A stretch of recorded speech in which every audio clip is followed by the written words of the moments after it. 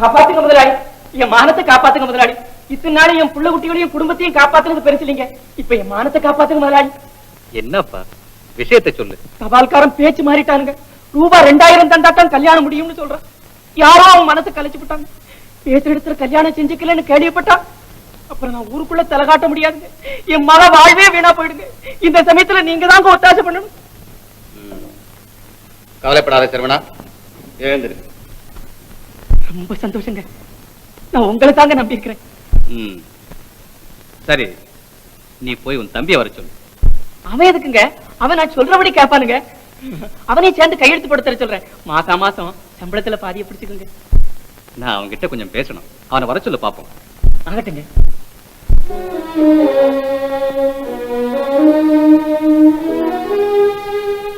போய் பாரு.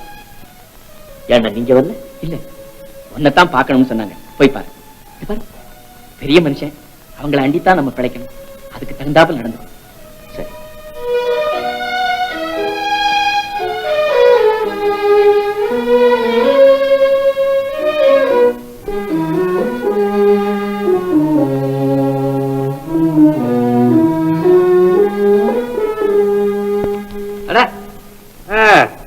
என்னப்பா லேபர் லீடர், எப்படி இருக்கும் நடவடிக்கை எல்லாம்?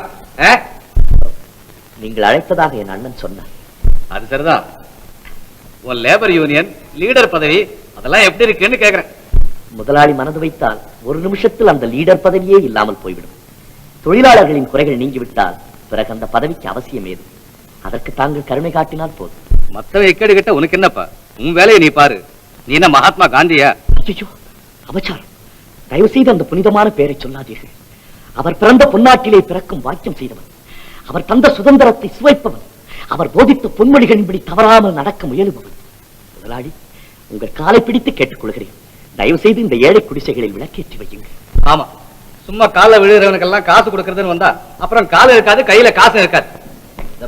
இப்ப என்ன சொல்ற? உங்க அண்ணன் மக கல்யாணம் நடக்கணுமா வேண்டாமா? அவசியம் நடக்க வேண்டும். எனது அருமை அண்ணன் மகள் கல்யாணம் நடக்க வேண்டாமென நான் விரும்புவேனா? அப்படி அது நடக்க வேண்டுமானால் நீ உடனே அந்த யூனியனை கலைக்க வேண்டும். நோட்டீஸையும் வாபஸ் பெற வேண்டும். எனது சுயநலத்திற்காக என் கொள்கையை விட்டுவிடச் சொல்கிறீர்களா? முடியும், முடியாது. ஒரே பதில் தான் எனக்கு தேவை. 3000 அல்ல, 5000 தருகிறேன். கல்யாணத்துக்கு நானே வந்து கூட இருந்து நடத்த வைக்கிறேன். என்ன சொல்லுகிறாய்? முதலாளி, என் அண்ணன் காலில் நகமுளைத்த நாள் முதலாக உங்களிடம் உழைத்து வருகிறார். அவர் மகள் கல்யாணத்தை நீங்கள் கூட இருந்து நடத்தி வைப்பது நியாயம். ஆனால் உங்களிடம் நான் பணத்தை வாங்கிக் கொண்டு என் சுயநலத்திற்காக தொழிலாளர்களின் நியாயமான கோரிக்கையை விட்டுக் கொடுப்பது அநியாயம். எது நியாயமான கோரிக்கைகள்? நான் சம்பளம் கொடுப்பது குற்றமா அல்லது முதலாளியா இருப்பது குற்றமா? கால் வயிற்று சோத்துக்கு திண்டாடியவர்களுக்கு கை நிறைய கூலி கொடுத்து போனஸும் கொடுக்கிறேன், அது குற்றமா? எது குற்றம்? தர்மகர்த்தாவாக இருப்பது குற்றம் அல்ல. ஆனால் கோயில் பணத்தில் கை வைப்பதுதான் குற்றம். அவர்களுக்கும் வேலை கொடுத்து நீங்களும் வாழ நினைத்தது குற்றம் அல்ல. அவர்கள் பணத்தை அநியாயமாக எடுத்துக்கொள்ள நினைத்ததுதான் குற்றம். எது அவர்கள் பணம்? அவர்கள் எல்லாம் மில்லுக்கு பணம் போட்டார்களா? அவர்கள் பணம் போடவில்லை முதலாளி, பணத்தை உண்டாக்கினார்கள். அவர்களுடைய வேர்வையிலே தான் இந்த கட்டிடங்கள் எழுந்தன. அவர்கள் விட்ட நீண்ட பெருமூச்சால் தான் இந்த ஆலைகள் உயர்ந்தன. அவர்கள் உழைப்பால் தான் நீங்கள் பெரிய மனிதரானீர்கள். ஆனால் இன்று ஏறி வந்த ஏணியை எட்டி உதைக்கிறீர்கள். ஏழை தொழிலாளியை திண்டாட விடுகிறீர்கள். முதலாளி, பணம் பதருக்கு சமானம். அதை பூமியிலே விதைத்தால் விளையாது. பணமும் உழைப்பும் கலந்தால் தான் மக்களின் நிலை உயர முடியும். நீங்களும் உழைப்பால் தான் முன்னுக்கு வந்தீர்கள். ஆனால் இன்று பணம் உங்கள் இருதயத்தை மறைக்கிறது. இந்த பணத்தின் குணமே இதுதான்.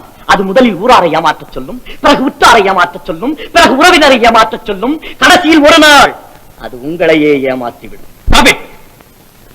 நீ அந்த யூனியனை கலைக்கிறாயா இல்லையா? முடியாது. அந்த தலைமை பதவியை விடுகிறாயா இல்லையா? நான் போனால் வேறொரு தொழிலாளி அந்த இடத்துக்கு வருவார். ஒரு மாணிக்கம் போனால் 1000 மாணிக்கம். நல்ல ஒரு சந்தர்ப்பத்தை இழக்கிறாய். எது நல்ல சந்தர்ப்பம் முதலாளி அவர்களே? சுயநலமா? இது சோதனை முதலாளி, சோதனை.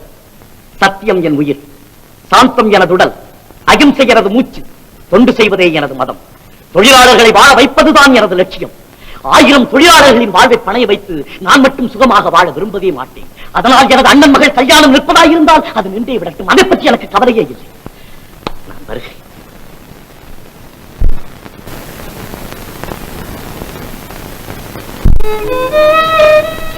என்ன பணம் கொடுத்தாரா? அவர் பணம் கொடுக்க கூப்பிடல, பணத்தை காமிச்சு என்னையே விலைக்கு வாங்க கூப்பிட்டு. என்கிட்ட அவர் பணம் கொடுக்கறதா சொன்னாரு. அப்படின்னா கொடுக்கலையா? தொழிலாளர் யூனியனை நான் கலைக்கணும். அப்பதான் அவர் கொடுப்பார். மத்தவங்களை காட்டி கொடுத்து நம்மளை மட்டும் நல்லா இருக்க முடியாது சொல்றேன். அது கிடக்கட்டும். நம்ம லட்சுமி கல்யாணம் நடக்காம போயிடும். வாங்க பார்த்து.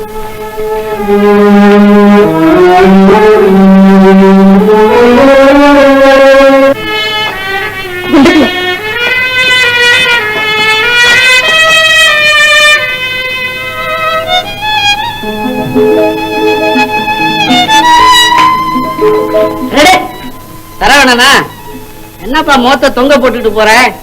முதலாளி பணம் கொடுக்கலையா? சுமரியா, நீ வேற மானத்தை வாங்குற. அட, நீ ஒருத்தன் மானம் கிட்டு உன் தம்பியே உன் மானத்தை வாங்குறான். இல்லையா என் தம்பி மானத்தை வாங்குறான்? என் தம்பியை பத்தி ஏதாவது பேசுனா? நானா பேசுறேன்? ஊரே பேசுறப்பா. அந்த டைப் அடிக்கிற குட்டி இல்ல, அவ எந்த ஊரு, அவ குலம் கோத்திரம் இல்ல, அவங்க அப்ப யாரு யாருக்காவது தெரியுமா? அவ கூட உன் அருந்த தம்பி சுத்திக்கிட்டே தெரிஞ்சா ஏன் ஊரு சிரிக்காதுன்னு.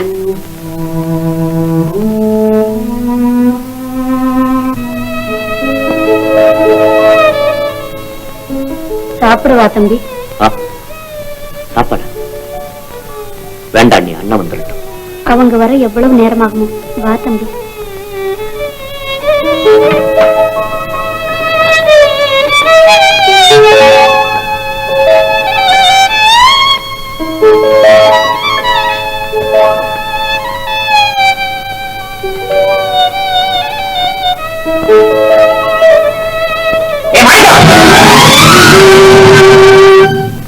என்னண்டா? ஏண்டா என் மானத்தை விக்கிட்ட ஊர்ல இருந்து வந்தியா? என்னன்னா இப்படி சொல்றீங்க? நான் என்ன செஞ்சேன்? என்ன செய்தியா?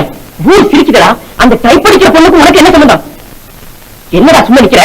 எப்ப பார்த்தாலும் அவளோட சுத்தி திரியாம நிஜமா? அப்படி பேர் தெரியாதவனோட அழிஞ்சுக்கிட்டு இந்த வீட்டு மானம் என்ன ஆகுறது?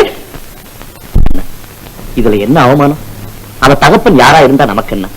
குலம் பெருசு இல்லைன்னா குணம்தான் பெருசு. அவ நல்ல பெண், படிச்சிருக்கா. ஏன் என்ன காசு கொடுப்பாங்க? காதல் பண்ண சொல்லியிருக்கா? நாளைக்கு ஒரு கல்யாணத்தை பண்ணிக்கிட்டு குடியும் குடுத்தனமா வாழ வேண்டியவன் தானே? ஆமா.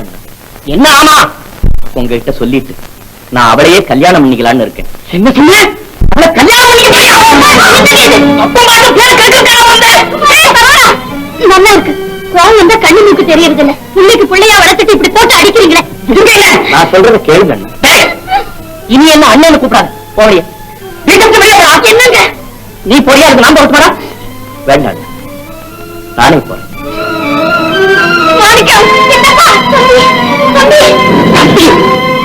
தம்பி தம்பி தலைக்கு மேல குட்டி வச்சுக்கிட்டோம். இப்ப குடும்பத்து மானத்தை வாங்கிட்டோம். இப்ப என்ன உங்க மானத்தை வாங்கிட்டா? இப்ப நீ பேசாம எனக்கு வர கோபத்துக்கு ஒண்ணே அடிக்கல. ஏன்னா உனக்கு எல்லாம் பைத்தியம் வந்துச்சு போச்சு. அவனை போய் அடிக்க, இப்ப அவன் போய் அடிக்க போற. இதையெல்லாம் பார்த்துட்டு நிக்கிறேன் பாரு. என்ன ஒரே அடியை அடிச்சு கொண்டு விடு. நான் யாரையும் அடிக்கலாமா? இந்த வீட்டுல நான் பிறந்திருக்க பாரு, அதுக்காக என்ன அடிக்கிறேன்?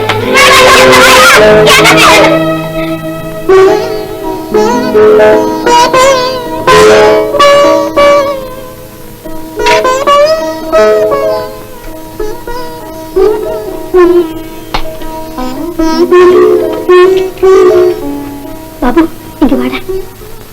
இதை கொண்டு போய் கொடு. சித்தப்பா சாப்பிட்டதுக்கு அப்புறம் வா. என்ன சித்தப்பா இருக்காங்க? என்ன பிள்ளை? இத வந்துட்டுங்க.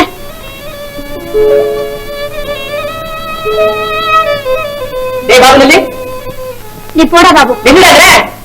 என்னது? கட்டிச்சோறு கட்டி போதோ? எல்லாரும் அவருக்கு நல்லா ஆயிருங்க, நான் மட்டும் பொல்லாதவன். மழை